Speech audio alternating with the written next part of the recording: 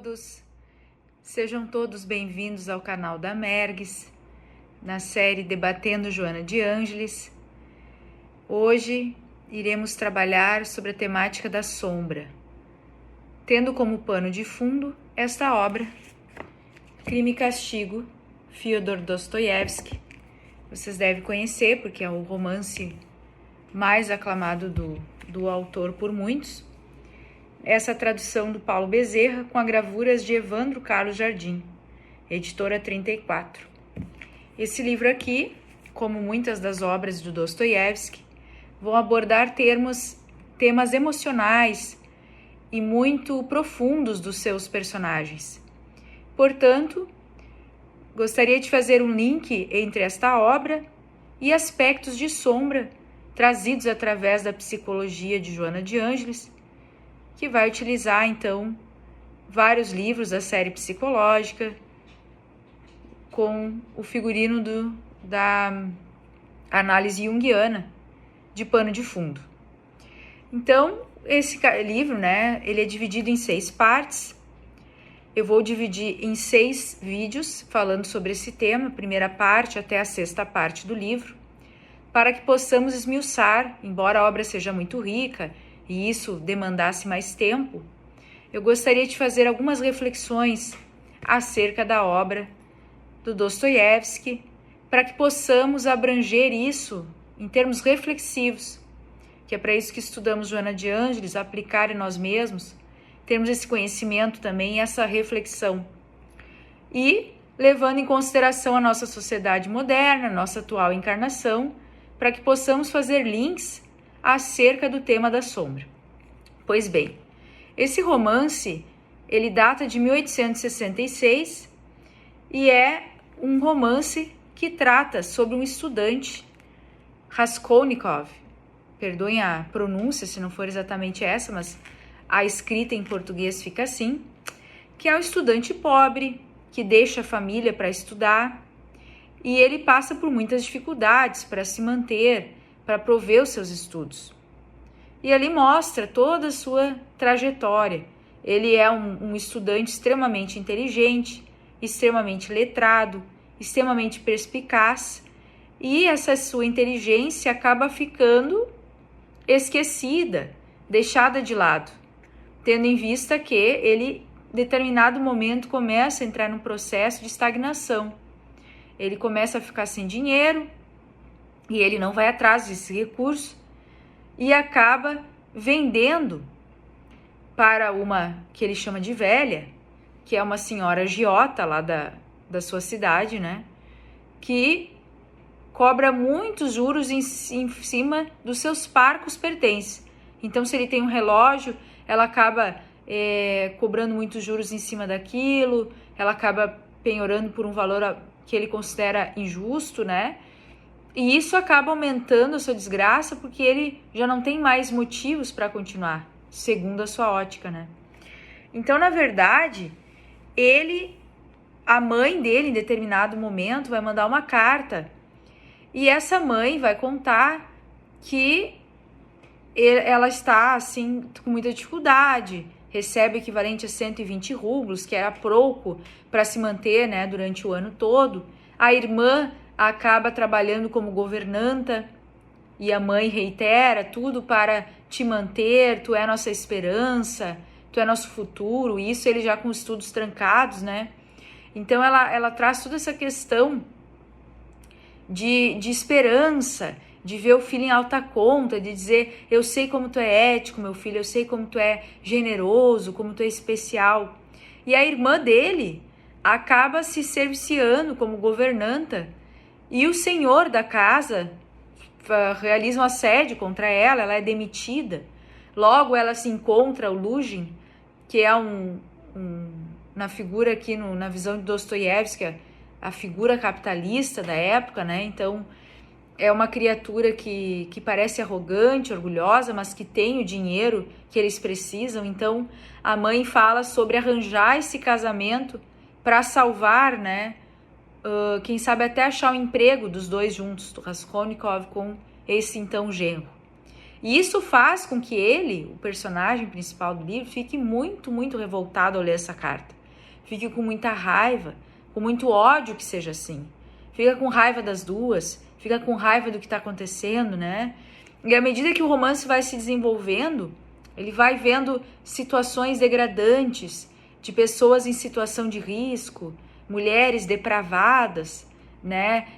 No caso, alcoolizadas e na rua com homens de longe, né? Que teoricamente são casados, mas ficam observando elas para abusar delas. Ele até ajuda essas pessoas.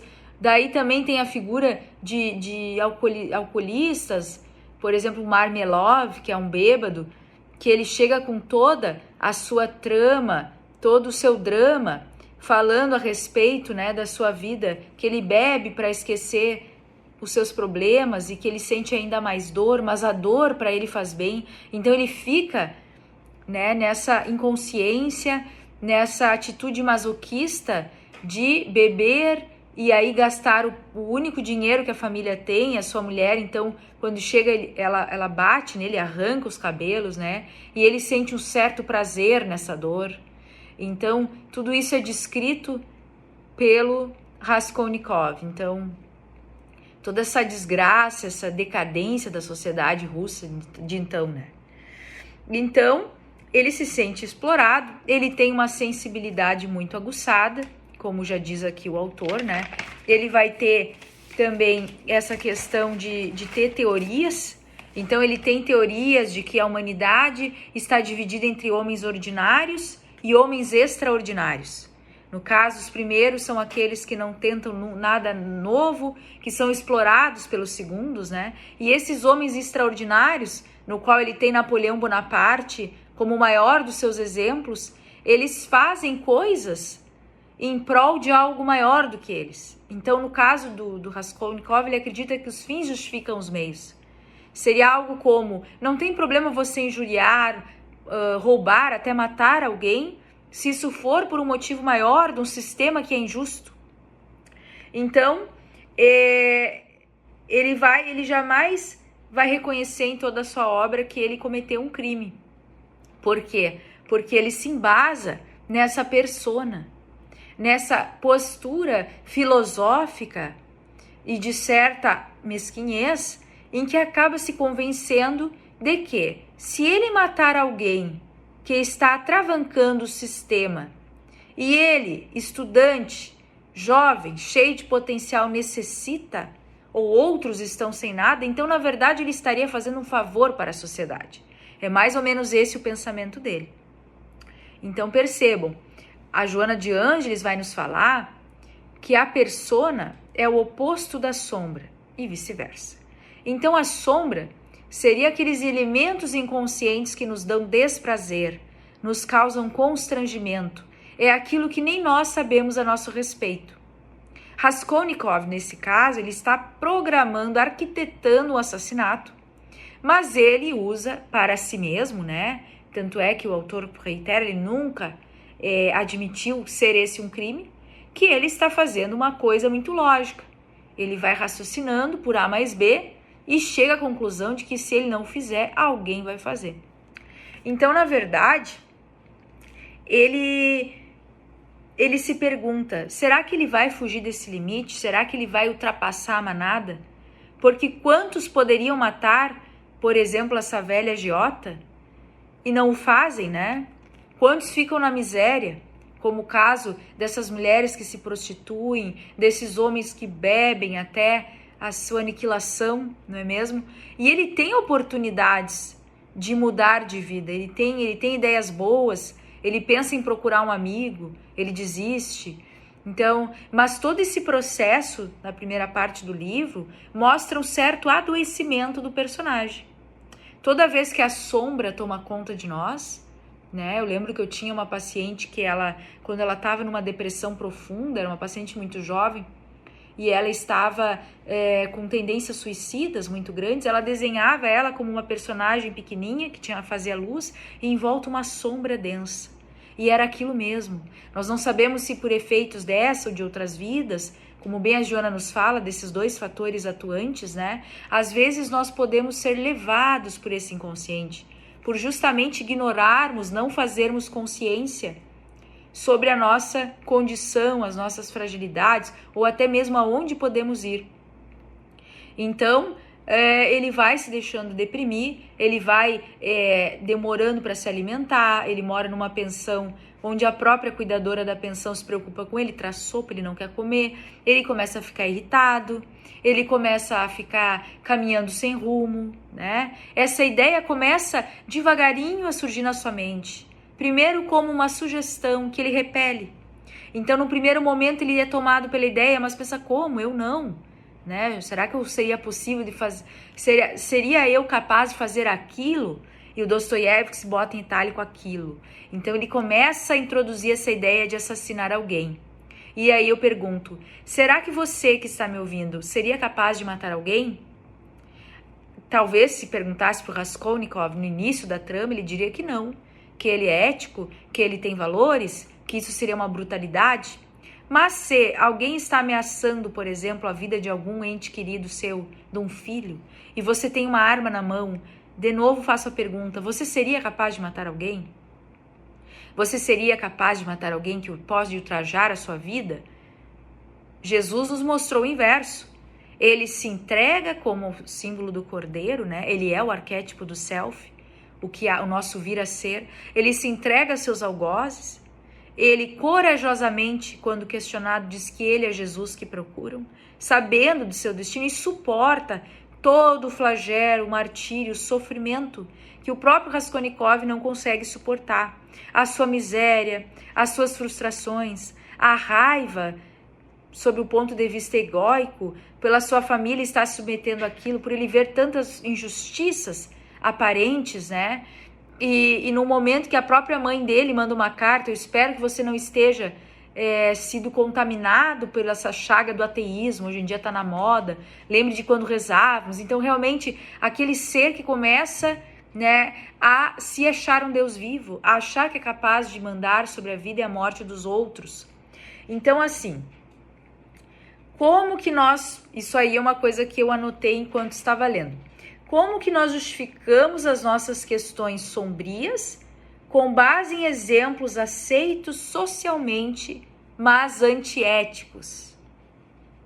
Ou seja, eu posso ser uma pessoa que me digo espiritualizada, me sinto uma pessoa ética, me sinto uma pessoa bem intencionada, mas daqui a pouco eu tenho a oportunidade de trair alguém, eu cometo uma mentira para me sair bem, eu minto uma coisa que eu não sei, eu só nego alguma coisa, eu vou por um caminho mais rápido porque ninguém vai ver, ou pior, todo mundo faz. Esse todo mundo faz, não necessariamente, embora aparentemente seja, né, no status quo assim do coletivo, é o melhor a ser feito, e a minha consciência sabe disso. Porém, eu faço aquilo porque eu vou ter respaldo dos outros, ou pior, se ninguém souber, não haverá problema. Então, quantas coisas eu posso fazer que, se ninguém souber, não haverá problema? Mas o meu conceito de ética está deturpado, porque há quem diga que caráter é aquilo que você tem, né? Que você faz, ele é demonstrado pelo que você faz quando ninguém está vendo. Então, eu trago essa questão. Ele vai tentar fazer um crime que ele se planeja, embora esteja desnorteado, né? Não há quem planeje isso, imagina eu esteja na sua faculdade mental sã, ele vai planejar que ninguém saiba. E logo, tudo bem. A velha já estava para morrer, ela vive só para ela. Melhor ainda, como ele se justifica, quando ele descreve ela. Era uma velhota pequerrucha, descarnada, de uns 60 anos. Imaginem que na época eram os nossos 99 anos hoje em dia. Olhos penetrantes e maus, nariz pontiagudo e cabeça descoberta. E dele continua, seus olhos esboçavam desconfiança. Ele traz ela como uma figura repugnante e de pouca confiabilidade. Ele vai trazer então que ela é uma pessoa que usurpa os jovens, que tem muitos bens. Ela tem uma irmã que é desengonçada, desajeitada, que não ousa sair do caminho da irmã mais velha, não ousa não fazer as suas vontades e mesmo assim apanha dessa velha. Então imagina que ser repugnante, com olhos malvados, ela ganha, é uma agiota em potencial, né? Ganha em cima dos juros dos jovens, espanca sua irmã, né? Ele vai tecendo, não é uma figura cândida, não é uma criança que ele vai assassinar. É, segundo ele, um ser desprezível, que está ali estragando o seu maquinário, estragando os seus objetivos. Afinal de contas, ele seria mais útil se estudasse. Então, ele traz, enquanto está, né, pensando nisso, a gente vai ver algumas facetas que o Evangelho, segundo o Espiritismo, vão nos trazer como nossos inimigos, né? O orgulho. Ele tem um certo orgulho.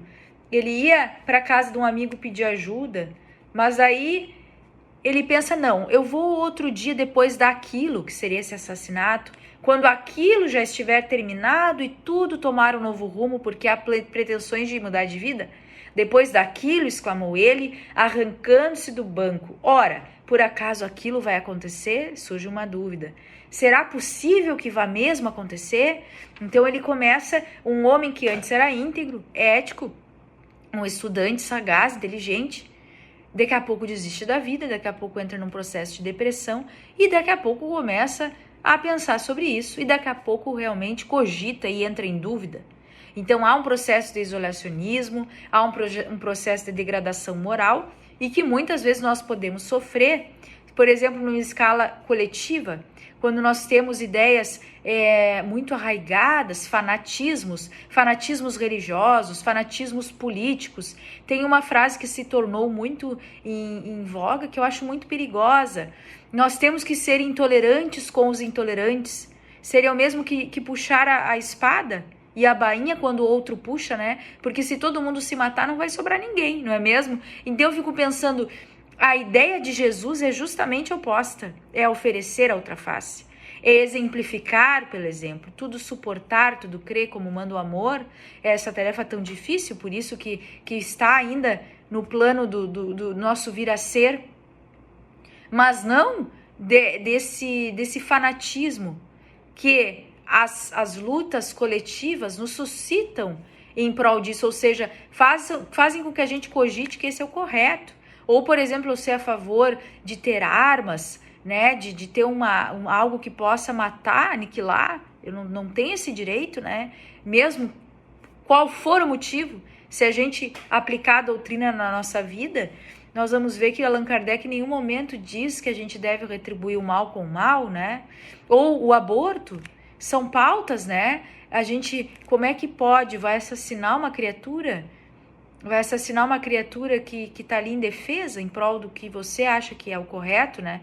Então existem várias coisas que o consciente, o coletivo, ele nos justifica, nos autoriza, mas na verdade são coisas antiéticas. Então ele vai descrever esse amigo dele, que é o Razumikin, que ele pensa em pedir ajuda, né? Olha a descrição, é interessante a forma como ele descreve os personagens. Estudava com intensidade, sem se poupar, e por isso o respeitava. Mas ninguém gostava dele. Era muito pobre e, de certo modo, soberbamente orgulhoso e não comunicativo, como se ocultasse algo a respeito de si mesmo. Bondade que chegava às raias do simplório. Não era nada tolo, embora às vezes fosse realmente simplório. Nenhum fracasso jamais o desconcertava e parecia nenhuma circunstância ruim o deixava acabrunhado. Essa era a descrição desse jovem popular, comunicativo, alegre, tinha um ar de despeito, né, de diferente. Então, quando ele está indo procurar esse amigo, ou melhor, quando ele está cogitando procurar um amigo, mas não procura o amigo, e ele, sem querer, vai passar por uma rua em que esse amigo está. Percebendo que ia se encontrar, deu meia volta e foi-se embora. E o Razumikin, como era muito seu amigo, por generosidade, deixou assim, não atentou contra ele, né? Então, na verdade, aí surgem também situações, né, dessas personalidades que há saída. Na verdade, a gente sempre sabe que há saída. Por pior que seja a situação, nós podemos sim passar por ela de forma digna se suportarmos essa tensão. Porque o que acontece? Esse jogo do inconsciente, das sombras, ele causa muito tensão para o ego. E às vezes eu tenho um ego rígido, um ego orgulhoso, que não permite que a coisa se desfaça do jeito que eu acho que tem que ser, e não permite que eu me veja enfraquecido ou necessitando pedir ajuda, né? Tem gente que até nem reza, sob o pretexto de que Deus sabe o que eu preciso, mas o próprio Evangelho diz, né? Pedi, obtereis, buscai e achareis. Então, nós temos que nos curvar. Esse movimento de se curvar, ele está trazendo para que oportunidades para exercer nossa humildade e aí entender um pouco mais da verdade absoluta que está muito longe ainda da nossa parca consciência. Então, na verdade, vários traços vão formando a personalidade do Raskolnikov. Então, nos últimos tempos, o autor vai dizer, ou seja, um pouco antes do assassinato, ele tornara-se supersticioso. Se ele via uma cena na rua, ele achava que aquilo era um sinal. Então, chega, inclusive, né, uma série de coincidências que acabam levando ele a saber que a Aliena Ivanovna, que essa senhora, essa velha agiota que ele pretende assassinar, não ia estar em casa em determinado dia, em determinado horário, e ele poderia assassiná-la. Então, a presunção, né? A sombra, ela é presunçosa. Nós rotulamos o mal com base na nossa visão distorcida.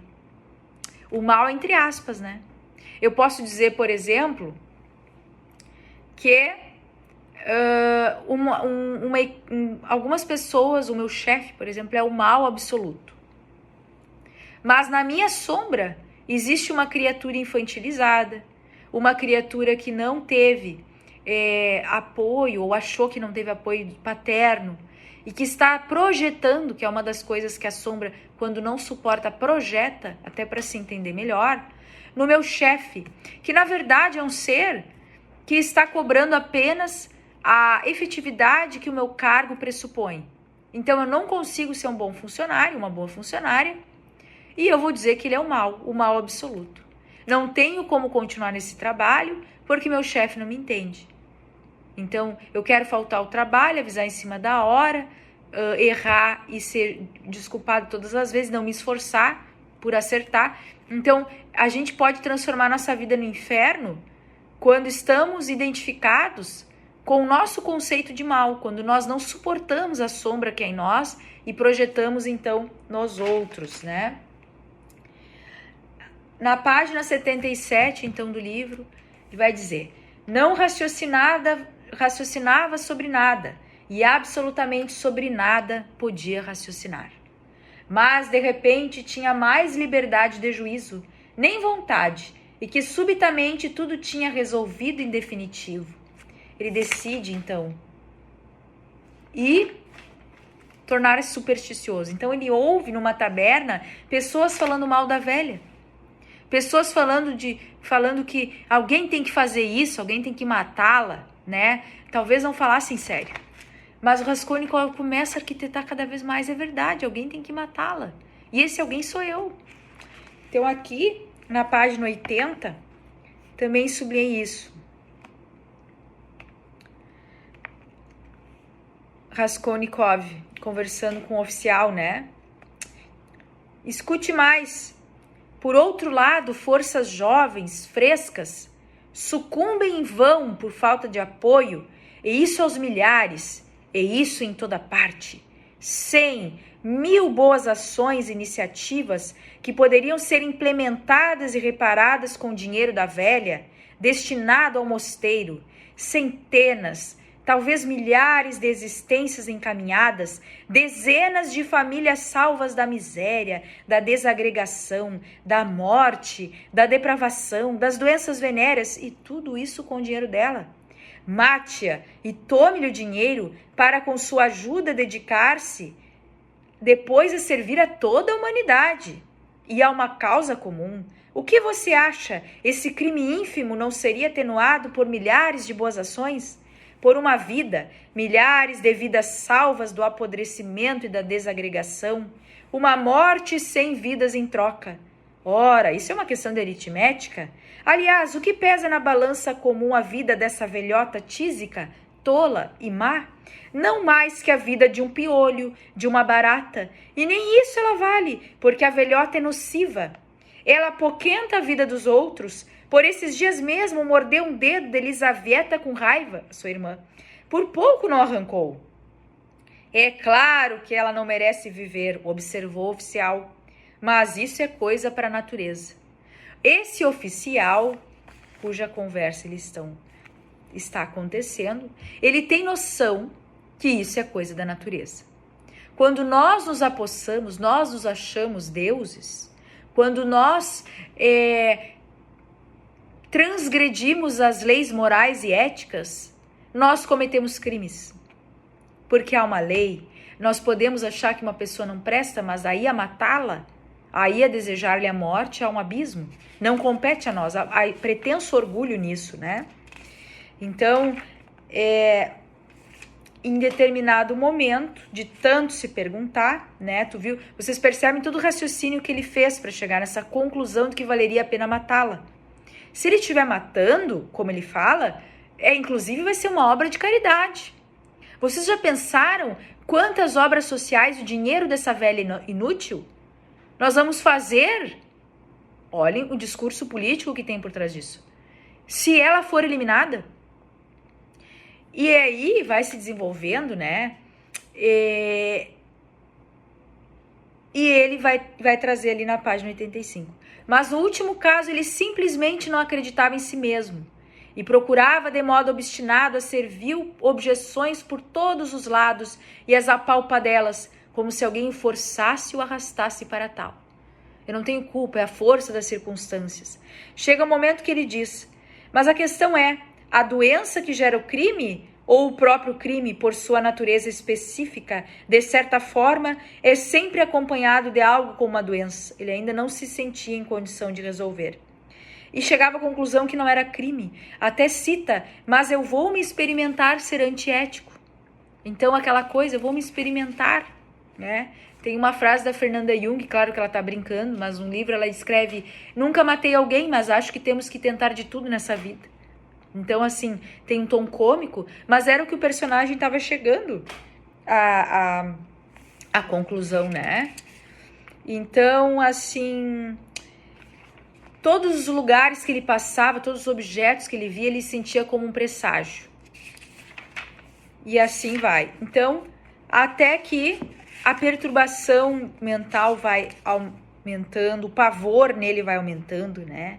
Repugnância, até que ele chega no momento de fazer ali o crime. Ele mata, né, a machadadas a velha e ele mata a machadadas a sua irmã, que por acaso, por forças diabólicas da circunstância, estava lá. Ele pega o que acha de valor. Ele havia roubado a machadinha do zelador da casa onde morava. Ele acha naquele momento, né, o autor diz, ele acha inteligente naquele momento devolver, sem pensar nas consequências, limpou o máximo que podia do sangue e tenta sair sem ser visto. Quase é pego em flagra, mas sai. Então nós temos que pensar em várias coisas, né?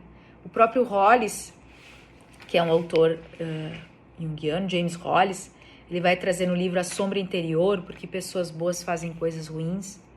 Esses vários aspectos da sombra no cotidiano. E nós percebemos claramente nessa primeira parte do Crime e Castigo como que o personagem justifica para si mesmo uma tendência violenta, uma tendência de aniquilamento daquilo que ele considera como injusto na sociedade e quais os perigos, qual o cortejo que o ego ele se permite em prol de algo que ele acredita ser o bem. Então nós podemos jurar que algo é bom, por exemplo, o Hitler. Ele pode jurar que ele vai ajudar toda a hegemonia de um país e vai tirar o mal, vai eliminar o mal, matando seus inimigos e ser apoiado, se for convincente para tal. E no movimento coletivo de cascata, de manada, muitas pessoas podem concordar e acatar com o seu pensamento. Por isso que nós temos a corrupção, por isso que nós temos os pensamentos antiéticos, por isso que muitas vezes nos preocupamos mais em parecer, em brilhar, né, com discursos vazios, com oratórias sem substância, e não podemos, então, nos aperceber como pessoas um pouco menores, porém que poderiam ser mais éticas e mais íntegras se estivessem dentro da sua justa medida, ou não se revoltassem com a trajetória das coisas. A Joana de Ângeles vai trazer no Psicologia da Gratidão justamente esse efeito positivo da gratidão. Esse posicionamento frente à vida, em que, indiferente do que vier, eu serei grato. Indiferente da dor que eu suportar, primeiro, eu terei a fé que vou suportar, e segundo, eu serei grato ao aprendizado que posso ter ou não. Qual a diferença entre um criminoso? Qual é a diferença entre alguém resiliente, resignado? Mas então, meus amigos, eu queria finalizar esse vídeo agora, dizendo que então ainda vamos ter mais 5 vídeos nessa temática, com a segunda parte do livro até a 6ª parte, sempre trazendo então novas reflexões após essa introdução da série psicológica da Joana de Ângeles. Fique em paz, obrigada pela companhia e até breve.